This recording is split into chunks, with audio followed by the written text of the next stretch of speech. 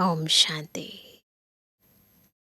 सभी बाबा के बच्चे सच्चे परवाने हैं और बाबा है क्षमा। हमारा बाबा के साथ प्यार ऐसा है जैसे साजन और सजनी का प्यार है ना। जैसे आशिक और माशूक का प्यार है, जैसे क्षमा और परवाने का प्यार है। और परवानों को पूरी तरह मिट जाना है, जल जाना है। इतना प्यार है, इसलिए तो सभी भाग भाग कर आते हैं, है ना। परंतु दुनिया वाले परवाने, क्षमा, साजन सजनी सब एक जन्म के हैं। हो सकता है ज़्यादा लगाव हो तो 2, 3, 4 जन्म के लिए हो, लेकिन हम आत्माओं का बाबा से प्यार जन्म जन्मांतर का है, सदा काल का है, बेहद है, असीम है, अविनाशी है। इस प्यार की यादगार ही तो है जो दुनिया में हम इन भिन्न भिन्न रूपों में देखते हैं।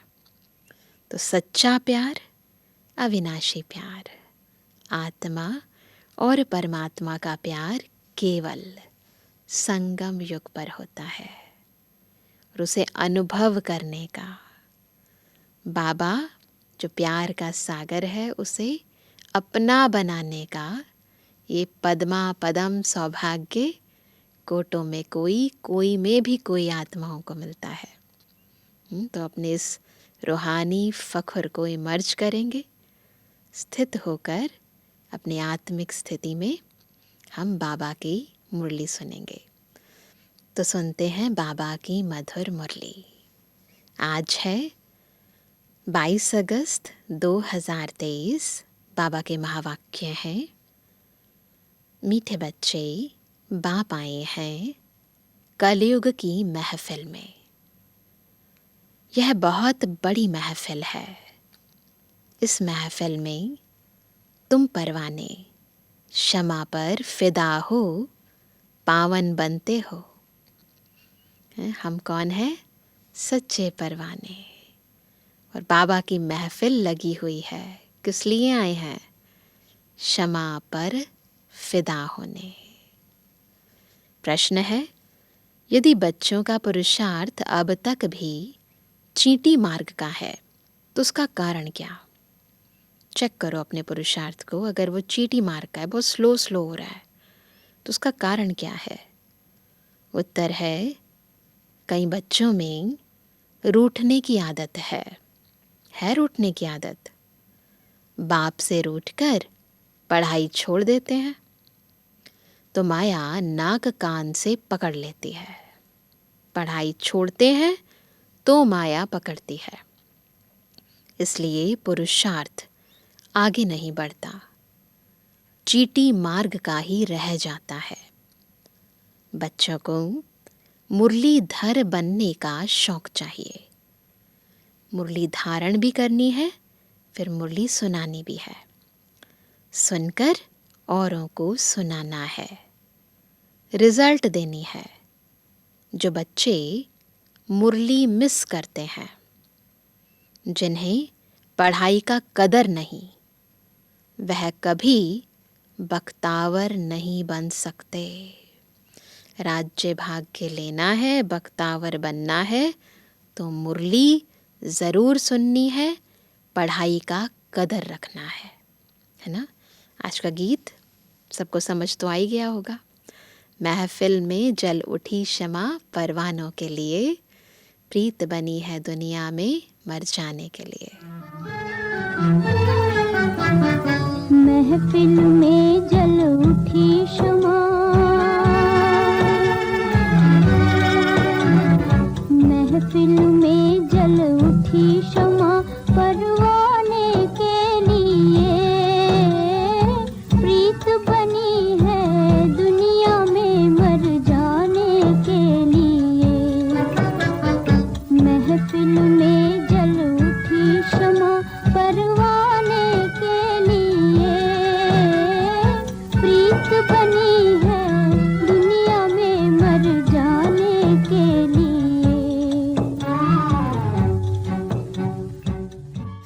ओम शांति। परम पिता परमात्मा शिव को क्षमा भी कहते हैं। नाम बहुत डाल देते हैं तो मनुष्य मूंझ गए हैं, कंफ्यूज हो गए हैं। आत्मा भी ज्योति स्वरूप है ना, बिल्कुल स्थित हो जाए अपने ज्योति स्वरूप में। अब तुम जागती ज्योत बन रहे हो। क्षमा आई है। यह महफिल तो बहुत बड़ी है। कोई तो आकर बाप का बनते हैं। बाप का बन जीते जी फिदा हो जाते हैं, समर्पित हो जाते हैं। देह अभिमान छोड़ा तो आप मोए, मर गई दुनिया। मुख्य क्या है? देह अभिमान। जैसे ही देह अभिमान छूटता है तो हम इस दुनिया से मर जाते हैं, बाबा के बन जाते हैं। क्योंकि रिलेशन इस दुनिया से किसके थ्रू है? इस बॉडी के थ्रू है। और हमने देह अभिमान, देह भान सब छोड़ दिया। तो बस अब एक बाबा से मेरे सारे संबंध। आप कौन? आत्मा। आत्मा शरीर को छोड़ देती है तो सारी दुनिया उनके लिए जैसे मर गई। याद है किसी को अपने पिछले जन्म का? कुछ नहीं याद रहता। तो बस अभी बाप भी कहते हैं अपने को आत्मा समझो। सिंपल है। कई लोग कहते हैं ना, मोह जाता है, लोभ होता है, क्रोध होता है। सबका मुख्य कारण क्या है? देह अभिमान। बस इसको छोड़ दो, एक एक करके सारे विकार खुद ब खुद खत्म हो जाएंगे। हम तो बाप के हैं। शरीर का भान मिटा देना है। मनुष्य मरते हैं तो देह सहित सब कुछ भूल जाता है। समझते हैं शरीर छोड़ा तो ताल्लुक टूटा। इसलिए कई लोग सुसाइड भी कर लेते हैं। थक जाते हैं, दुनिया की परिस्थितियों का सामना नहीं कर पाते हैं तो सोचते हैं मर जाते हैं, शायद छूट जाए। परंतु छूटता तो नहीं है ना। कर्म किसी को छोड़ते नहीं हैं।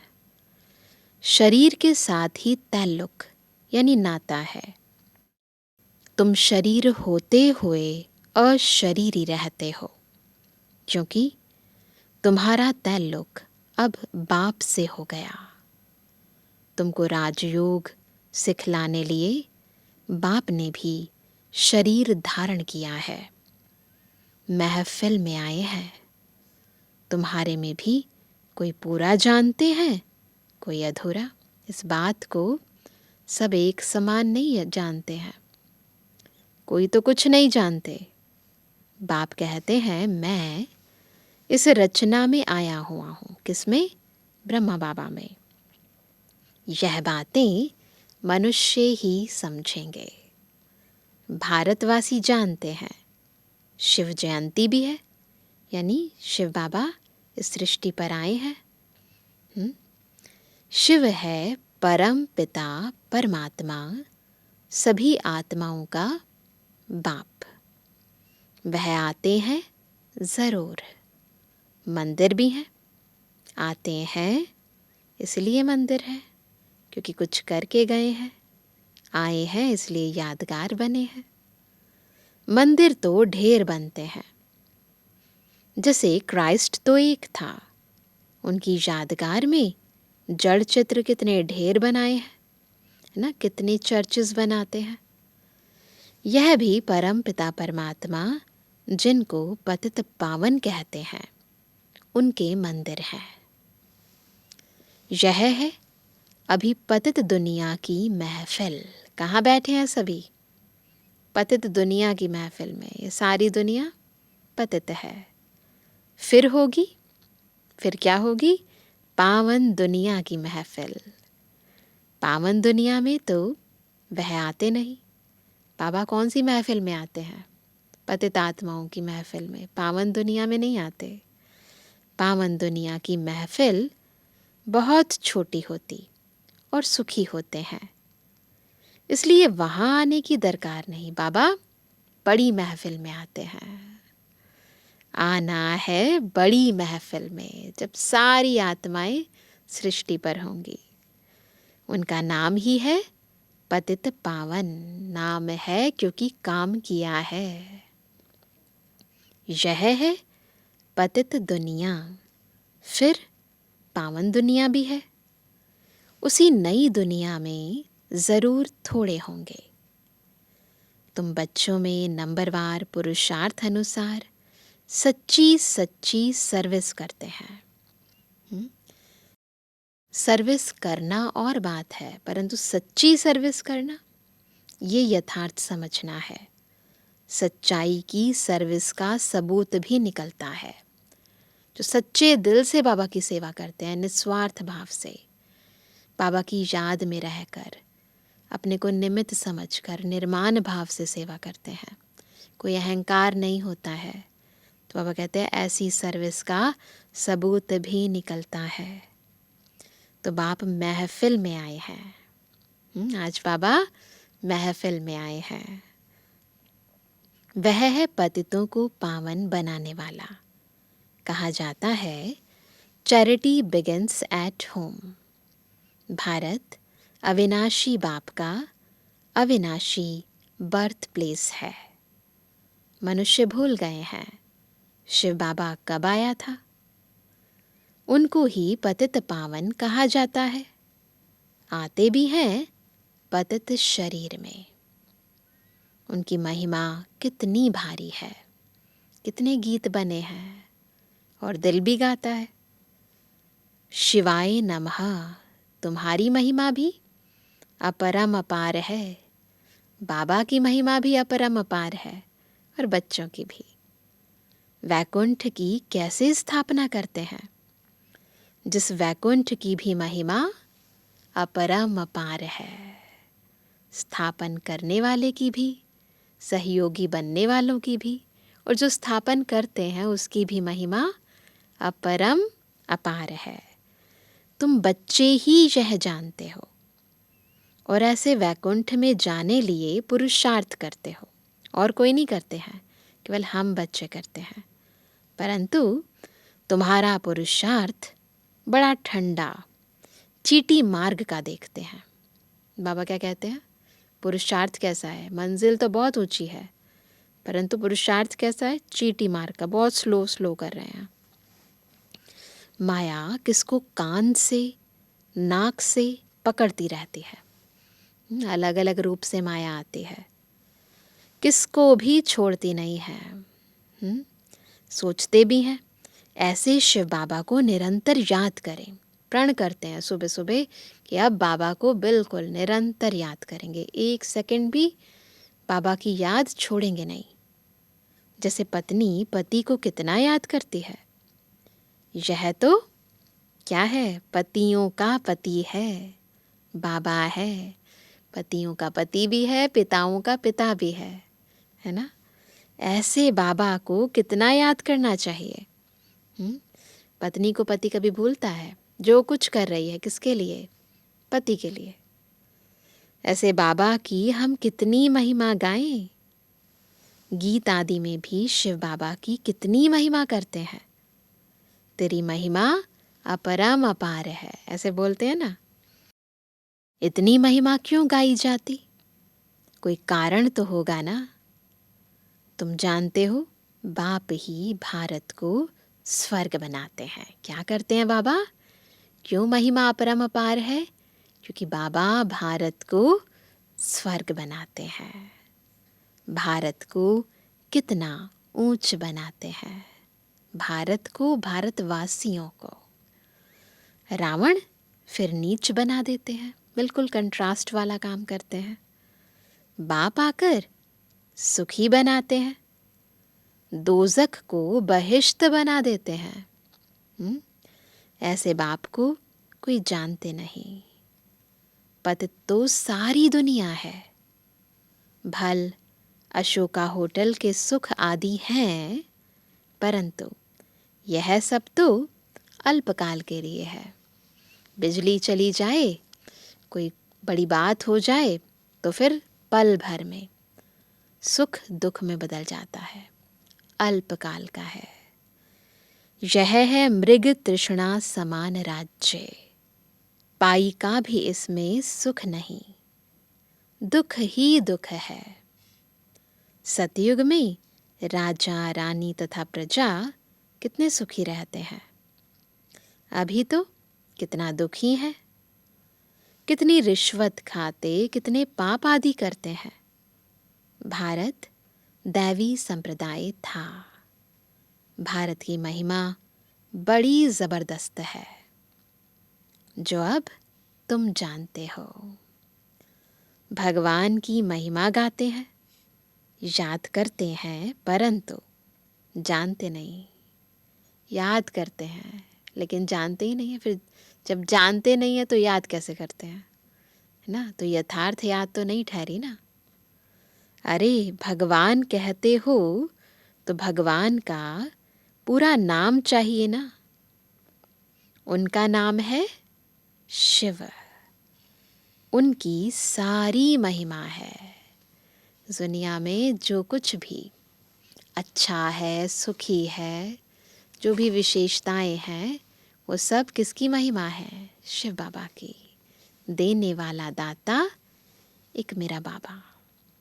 मनुष्य उनके नाम रूप देश काल को जानते नहीं। कह देते उनका नाम रूप है नहीं।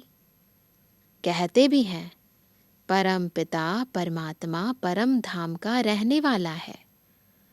नाम रूप देश बतलाते भी हैं, परंतु देह अभिमान होने कारण उनको याद नहीं करते हैं। जब तक आत्मा न समझे तब तक परमात्मा की याद नहीं आ सकती। इसलिए कारण क्या है? देह अभिमान। याद करते भी हैं तो बिगिर समझ। गाते हैं तुम मात पिता, तुम समझा सकते हो क्या? लौकिक मात पिता तो है ना, फिर यह कौन से मात पिता हैं? ऐसे समझा सकते हो उन्हें। पिता कैसे सृष्टि को रचते हैं, कैसे मुख वंशावली रच उन्हीं को राज्य भाग्य देते हैं, सो तो तुम ही जानो और ना जाने कोई। क्योंकि हम ही बनते हैं, हमें ही बाबा अडॉप्ट करते हैं, है ना? इसलिए हम ही जानते हैं। तुम्हारे में भी नंबरवार है, तुम समझते हो। शिव बाबा ब्रह्मा तन से आकर पढ़ाते हैं। ये सारी गुप्त बातें केवल हम जानते हैं। शिव बाबा की ही इतनी भारी महिमा है। ब्रह्मा द्वारा राजयोग सिखाकर हमको बैकुंठ का मालिक बनाते हैं। जरूर ब्रह्मा सरस्वती पहले पहले जाकर लक्ष्मी नारायण बनेंगे। जगत अम्बा और जगत पिता बैठे हैं, वही विश्व के मालिक बनेंगे। सबको पता है, क्योंकि पुरुषार्थ ही उनका इतना नंबर 1 है। उनके साथ कुमार कुमारियां भी हैं। यह दिलवाड़ा मंदिर कितना अच्छा बना हुआ है। उसमें दिखाया ना, कोठरियों में बहुत सारे बैठे हुए हैं, सभी परमात्मा की याद में बैठे हैं। तो इसलिए बाबा कहते हैं कि ये दिलवाड़ा मंदिर कितना अच्छा बना हुआ है। तीसरा नेत्र भी दिखाते हैं, अम्बा का भी छोटा सा एक कोठरी बनाई हुई है। तो जो कुछ भी अभी हम स्थूल रूप में कर रहे हैं, उनके यादगार भी मंदिर बने हुए हैं। और विशेष आज बाबा दिलवाड़ा मंदिर को याद करते हैं। यह मंदिर आदि तो पहले के बने हुए हैं, अभी हम भेंट करते हैं। हमारे ही यादगार का पूरा यह मंदिर है। तो यह शिवाय नमः गीत तो ज़रूर रखना चाहिए। आज का गीत तो कुछ और था, महफिल में जल उठी शमा, परंतु बाबा बार बार याद दिला रहे हैं शिव बाबा की महिमा। क्योंकि शिवाय नमः, ओम नमो शिवाय, वो जो गीत है ना, जिसमें है पितु मात सहायक स्वामी सखा, तुम ही सबके रखवाले हो। तो ऐसा गीत सभी के पास होना चाहिए। 2-4 गीत फर्स्ट क्लास रख लेने चाहिए। अभी तो बहुत हैं सबके पास, मोबाइल में गीत हैं, ऑनलाइन गीत हैं। यह बाबा अपना अनुभव बतलाते हैं। दिल होती है बाबा की याद में रह कर खाएं, परंतु भूल जाते हैं। वो तो कहते हैं मैं अभोक्ता हूँ। उनको यह नहीं आता है कि यह अच्छा है व बुरा है।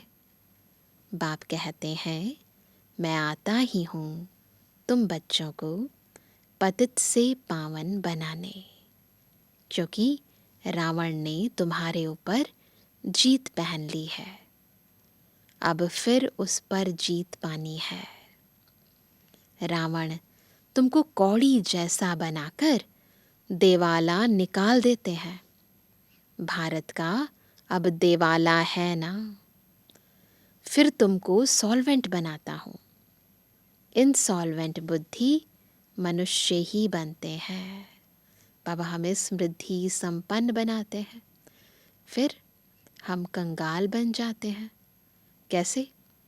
कैसे बन जाते हैं? रावण बना देते हैं। तो यह शिवाय नमः का गीत बड़ा अच्छा है। नंबर 1 उनकी महिमा है, फिर भारत की भी महिमा है, बाबा की भी महिमा है, फिर भारत की भी महिमा है। वंडरफुल भारत था। याद आता है कैसा था भारत? गाते तो है ना, स्वर्ग था। हीरे जवाहरों के महल थे।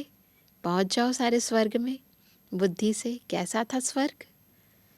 फिर वह कहाँ गए? कहाँ चले गए? माया की कैसे प्रवेशता हुई? सतयुग में देवी देवताएं धर्म श्रेष्ठ कर्म श्रेष्ठ थे। भ्रष्ट कर्म कराने वाली माया वहाँ होती नहीं, और यहाँ के पुरुषार्थ की प्रारब्ध तुम पाते हो। तुमको कोई दुख होने की बात ही नहीं, पाप करने की दरकार ही नहीं। यहाँ तो पैसे के लिए कितने पाप करते हैं। हमें बाबा सब कुछ देते हैं, तो फिर नश्वर चीज़ों के लिए कुछ भी गलत काम करने की ज़रूरत नहीं है। वहाँ तो बहुत धन रहता है, बेहद की राजाई है ना। हदें नहीं है किसी भी चीज़ की, सब चीज़ें अनलिमिटेड बेहद हैं। तो राजाई बेहद है। गाया जाता है भारत दैवी राजस्थान था। जब दैवी राजस्थान था तो देवी देवताओं का धर्म श्रेष्ठ था। याद करते जाओ, स्वदर्शन चक्र फिर आते जाओ। बाप आकर श्रेष्ठ देवी देवता धर्म की स्थापना कर रहे हैं। तुम जानते हो हम श्रेष्ठ बन रहे हैं, तो कोई पाप का काम नहीं करना है। श्रेष्ठ बन रहे हैं, पवित्र बन रहे हैं, पावन बनने की राह में है, तो पाप का कोई काम नहीं करना। डर रहना चाहिए। अच्छे अच्छे बच्चों को माया नाक से पकड़ पाप करा देती है। अभी तुम जानते हो महफिल में बाप आए हैं। खुद बाबा इस रूहानी महफिल में आए हैं। कैसे मुख वंशावली बनाए उनको श्रेष्ठ बनाते हैं। किनको? हम सब आत्माओं को, ब्रह्मा बाबा को, सबको। ज़रूर शरीर को तो लोन लेना ही पड़े। कहते हैं मैं साधारण तन में आता हूँ।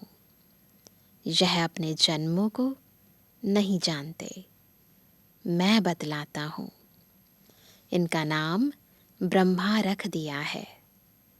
ब्रह्मा में ही प्रवेश करता हूँ, क्योंकि ब्रह्मा द्वारा स्थापना करनी है।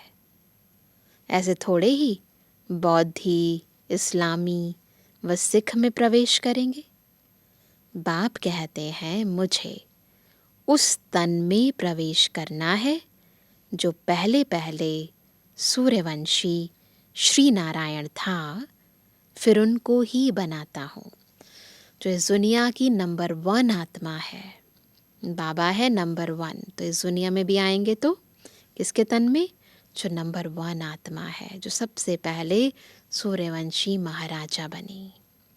तो बाबा है नंबर 1, तो जब इस दुनिया में आएंगे तो वो भी किसके शरीर में आएंगे? जो इस दुनिया में नंबर 1 आत्मा है, ब्रह्मा बाबा की आत्मा, जो सबसे पहले सूर्यवंशी महाराजा बने। तो बाबा भी उनके ही तन का आधार लेते हैं।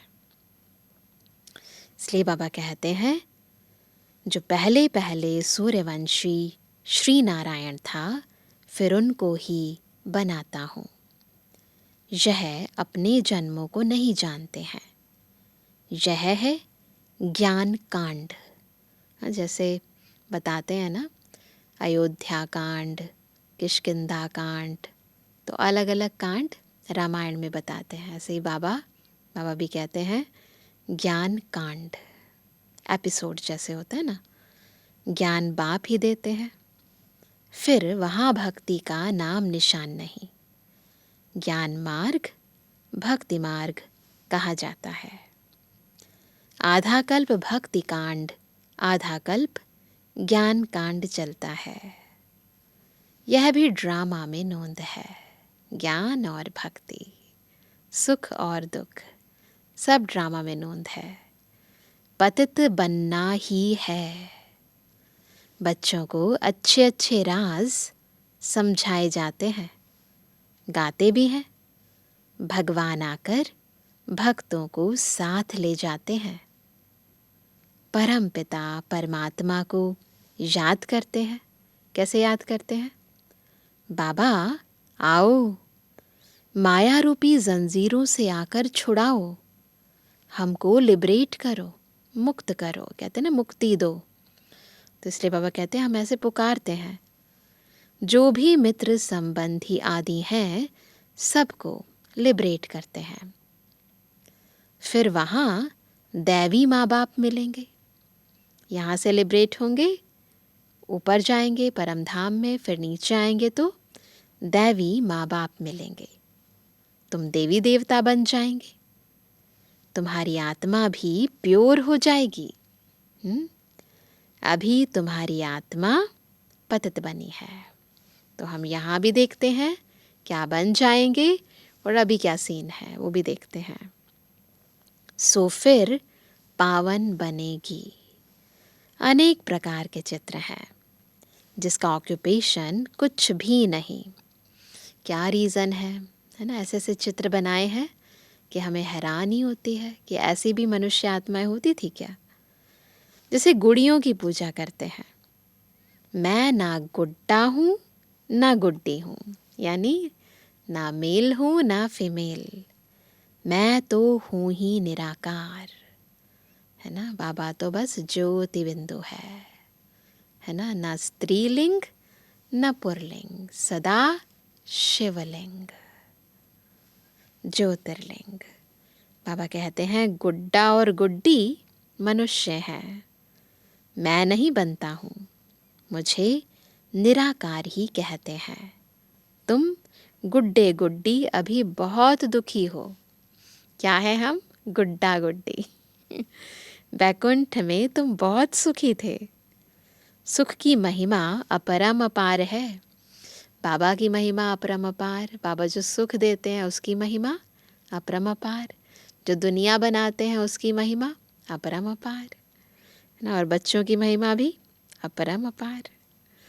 परंतु बच्चे घड़ी घड़ी भूल जाते हैं, रूठ पड़ते हैं, नाराज हो जाते हैं ना बच्चे। ब्राह्मणों में से भी बहुत रूठते हैं, रूठकर वर्षा पाने को ही छोड़ देते हैं। इतने नाराज हो जाते हैं, इतने उदास हो जाते हैं कि बिल्कुल वर्षा पाने को ही छोड़ देते हैं। अरे तुमको वर्षा बाप से लेना है ना। यह है अविनाशी ज्ञान रत्न, पढ़ाई है। बाबा ने बड़ा सहज समझाया है।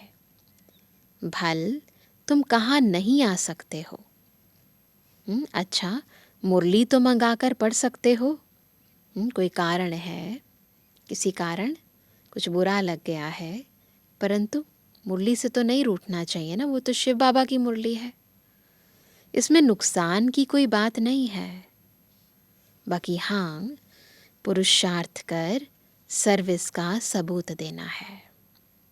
मुरली भी रोज़ सुननी है, पुरुषार्थ भी करना है, सर्विस का सबूत देना है। सर्विस का सबूत ही नहीं तो मुरली भेजकर क्या करेंगे? किस लिए ज्ञान सुनते हैं? ज्ञान सुनते हैं, योग लगाते हैं, धारणा करते हैं, फिर सेवा करते हैं। तो सर्विस का सबूत देना पड़ता है। मुरली पड़ी जाती है धारण करने के लिए।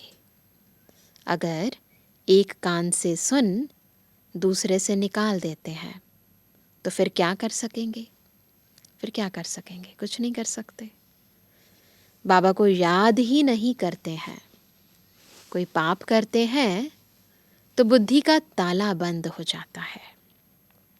बाप तो समझाते हैं तुमको बहुत मीठा बनना है, कोई को दुखी मत करो।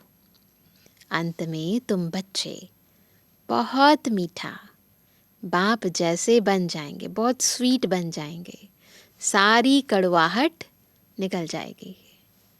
पुरुषार्थ करना है, दिल से पूछना है। किसको तंग तो नहीं करते हैं? अपने दिल से पूछो, किसी को तंग तो नहीं करते हैं? हमसे कोई नाराज तो नहीं होते? यूं बाहर वाले तो बहुत नाराज होंगे, धारणा के कारण बहुत नाराज होंगे, है ना?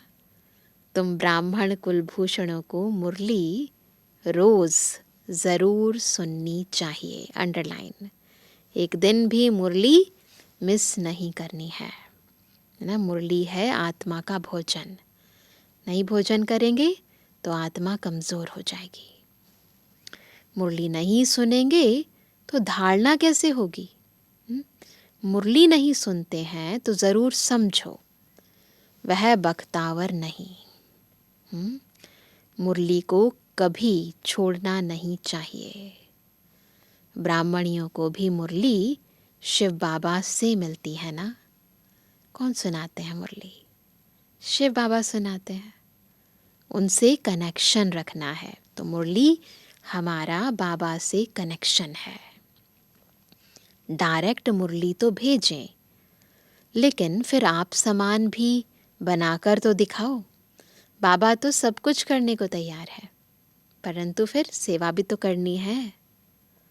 बाप को याद करते रहो, बाप की याद औरों को दिलाते रहो। समाचार दो तो पता पड़े। कनेक्शन ज़रूर रखना है, मुरली ज़रूर सुननी है ना? नहीं तो कैसे समझेंगे कि बाप की सर्विस कर रहे हो?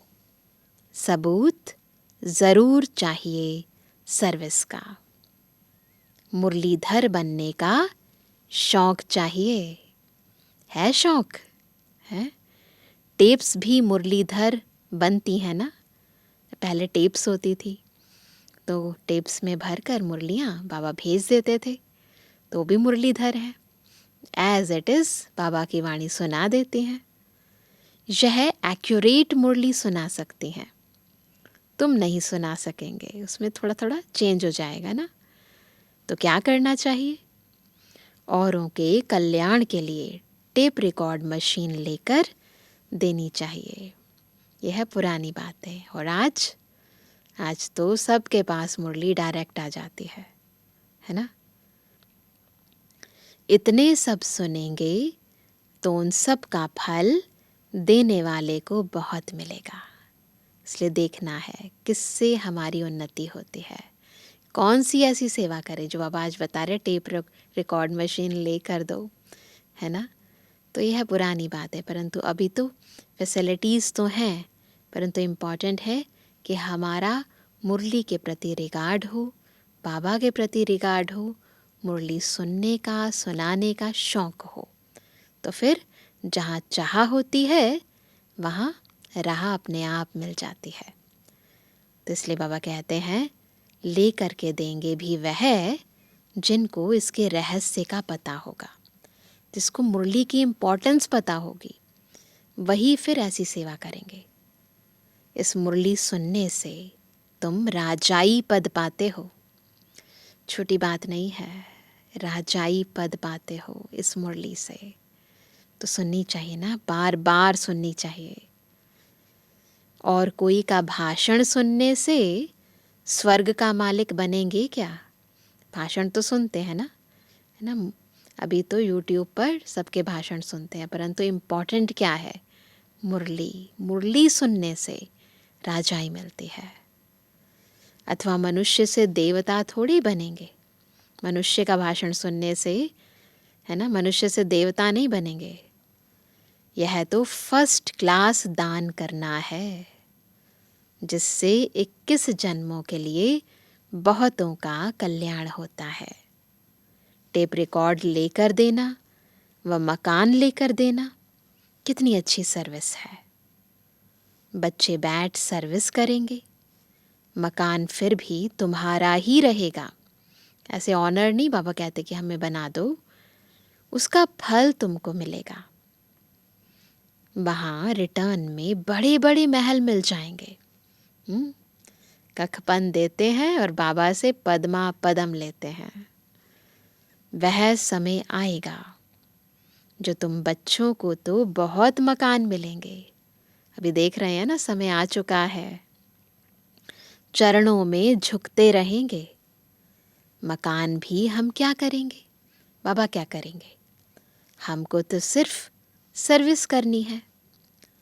मकान लो, फिर मुफ्त में पैसा भर कर क्यों दो?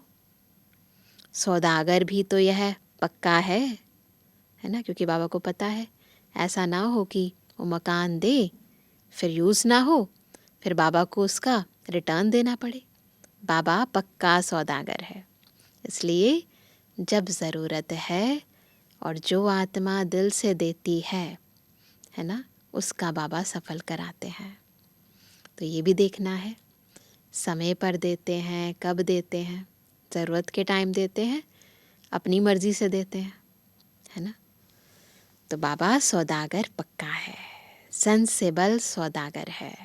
अच्छा मीठे मीठे बच्चों पर दिल जान से प्रेम से याद प्यार और गुड मॉर्निंग। हम रूहानी बच्चों की रूहानी बाप दादा को गुड मॉर्निंग, नमस्ते नमस्ते नमस्ते। धारणा के लिए मुख्य सार। पहला, शरीर में होते सबसे ताल्लुक यानी नाता तोड़ अशरीरी बनने का पुरुषार्थ करना है। शरीर में होते सबसे ताल्लुक यानी नाता तोड़ अशरीरी बनने का पुरुषार्थ करना है। बुद्धि से सब कुछ भूल जाना है। दूसरा, पुरुषार्थ कर सर्विस का सबूत देना है। मुरली सुननी व पढ़नी है धारण करने के लिए। एक कान से सुन, दूसरे से निकालना नहीं है। धारण करनी है मुरली, समानी है, स्वरूप बनना है। आज का वरदान है नेचुरल अटेंशन व अभ्यास द्वारा नेचर को परिवर्तन करने वाले सिद्धि स्वरूप भव। सिद्धि स्वरूप कैसे बनेंगे? जब नेचुरल अटेंशन और अभ्यास द्वारा अपनी नेचर को बदलेंगे। नेचर को बदलने के लिए क्या ज़रूरत है? अटेंशन और अभ्यास। आप सबके निजी संस्कार अटेंशन के हैं। जब टेंशन रखना आता है तो अटेंशन रखना क्या बड़ी बात है? टेंशन रखना आसान है, अटेंशन नहीं रख सकते हैं। तो अब अटेंशन का भी टेंशन ना हो, लेकिन नेचुरल अटेंशन हो। कोई भी बात बार बार करते हैं ना, फिर ऑटोमेटिकली अपने आप ही होने लगती है ना? ज़्यादा पुरुषार्थ नहीं करना पड़ता। तो शुरू में अटेंशन रखना पड़ता है, फिर सब चीज़ें नेचुरल हो जाती हैं। आत्मा को न्यारा होने का नेचुरल अभ्यास है। न्यारी थी, न्यारी है, फिर न्यारी बनेगी। पहले हम बॉडी से न्यारे थे, अभी भी बाबा हमें न्यारे बनने का पुरुषार्थ करा रहे हैं और फिर न्यारे बन जाएंगे। तो हमारा आदि मध्य अंत तीनों कौन सा नेचर है हमारा? न्यारा होने का, डिटैच होने का। बिल्कुल। जैसे अभी वाणी में आने का अभ्यास पक्का हो गया है, ऐसे वाणी से परे न्यारे होने का अभ्यास भी नेचुरल हो जाए तो न्यारेपन के शक्तिशाली वाइब्रेशन द्वारा सेवा में सहज सिद्धि को प्राप्त करेंगे और यह नेचुरल अभ्यास नेचर को भी बदल देगा। तो न्यारे होने का अभ्यास या अटेंशन बार बार रखना है। स्लोगन है अशरीरीपन की एक्सरसाइज और व्यर्थ संकल्पों के भोजन की परहेज करो। तो एक्सरसाइज कौन सी करेंगे? अशरीरीपन की।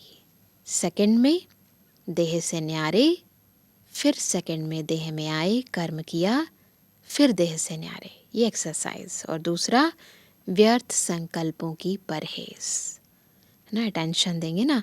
तो अशरीरीपन की एक्सरसाइज और व्यर्थ संकल्पों के भोजन की परहेज करो तो एवर हेल्दी रहेंगे। दुनिया में भी एक्सरसाइज करते हैं, थोड़ा परहेज रखते हैं तो हेल्दी रहते हैं। तो आत्मा को भी यदि हेल्दी रखना है ना, शक्तिशाली बनाना है, तो अशरीरीपन की ड्रिल करनी है और साथ साथ व्यर्थ संकल्पों की परहेज भी रखनी है ना। रखेंगे ना सभी? तो आज क्या होमवर्क करेंगे? यही होमवर्क करते हैं। क्या? बार बार अशरीरीपन की एक्सरसाइज करेंगे। सुबह तो करेंगे ही, परंतु बीच बीच में भी करेंगे। दुनिया में तो होता है ना कि भोजन के बाद एक्सरसाइज नहीं करते, परंतु हम तो कर सकते हैं। मन की ड्रिल है तो एक्सरसाइज करेंगे और बीच बीच में चेक करते रहेंगे कि कोई वेस्ट थॉट तो नहीं आ रहे, गलती से व्यर्थ संकल्पों में तो बुद्धि नहीं जा रही है। चेक करेंगे और फिर क्या होगा? देखेंगे अपने चेहरे की मुस्कुराहट को, अंदर की शक्ति को। आत्मा शक्तिशाली बनती है, हेल्दी बन जाती है। अगर हेल्दी है, हैप्पी है, इसका मतलब दोनों चीज़ें ठीक चल रही हैं, एक्सरसाइज भी और परहेज भी। ठीक है ना? अच्छा, ओम शांति।